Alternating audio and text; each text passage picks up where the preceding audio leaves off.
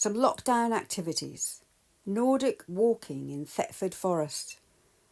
Origami mugs with Youth for Christ for youth activities. 1,000-piece jigsaw puzzles. Even making my garden look good in the dark. And a church banner that took 10 years on lockdown to finish. Thursday, July the 2nd. Have you noticed what else I've learnt during lockdown? Over the last few days, you might have noticed a difference to the thoughts for the day. Fading from black. Texts, titles, background music, photographs inserted. Yes. My son-in-law has been teaching me how to use iMovie.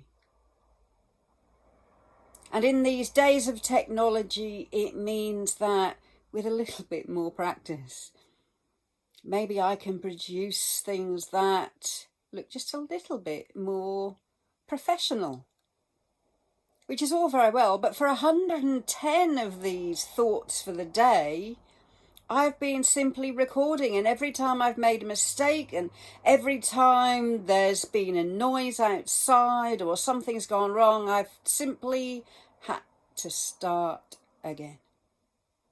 But now I can technologically cheat. I can cut and splice and split and, well, who knows where I might be able to go in the future if I keep learning. But it's made me think. It's made me think about God. You see, like I say, as I've done my thoughts for the day, I've done, I hope, a reasonably good job. I've looked at things. I've been reading so many different books, reading the Bible, finding little snippets here and there, recording them faithfully, and hopefully,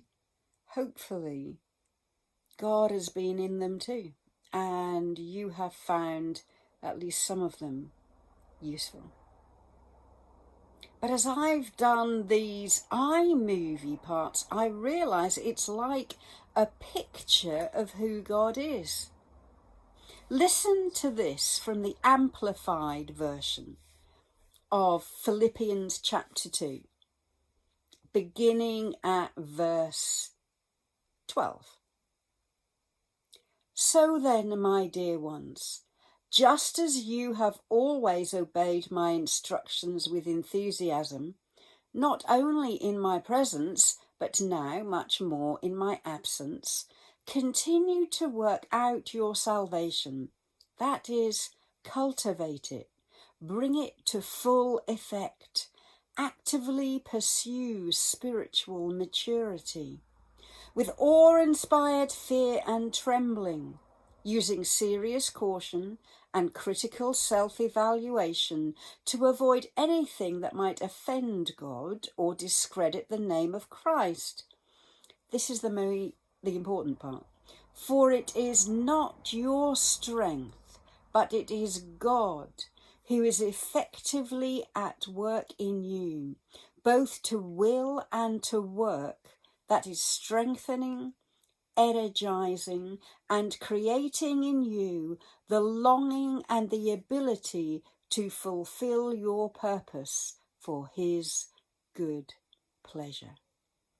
You see, in other words, if I think of God as the iMovie input into my life, I think of it like this. I really hope that I'm doing my best in my own strength and my own understanding to live the way God wants me to understand the Bible, to resist temptation, to speak with the voice of God, to act with the hands of God, to reach out, to challenge, to learn, to live the way Jesus wants me to, and to encourage others to see the difference Jesus makes. But the difference that iMovie God makes is this. He's like the orchestral score running underneath my life. He inserts just the right words and just the right prompts at just the right time so that I catch attention, so that I recognize his prompting, so that I recognize he is at work in me. He makes it so that at the end of a day, if I look back, I can see the way he has enhanced my God-given life with his spiritual iMovie input. And as a result, when people look at my enhanced life lived in him with his input, with his underscoring, with him highlighting the right words, the right pictures, the right actions, then just as iMovie is intended to do on Facebook or YouTube, when people look at my God-enhanced life, they'll want some of that. They'll watch a bit longer, they'll listen a bit harder, and they too will pay attention. Just like that verse. For it is not your strength, but it is God who is effectively at work in you, both to will and to work, that is strengthening, energizing, and creating in you the longing and the ability to fulfill your purpose for his good pleasure. So my thought for today is this.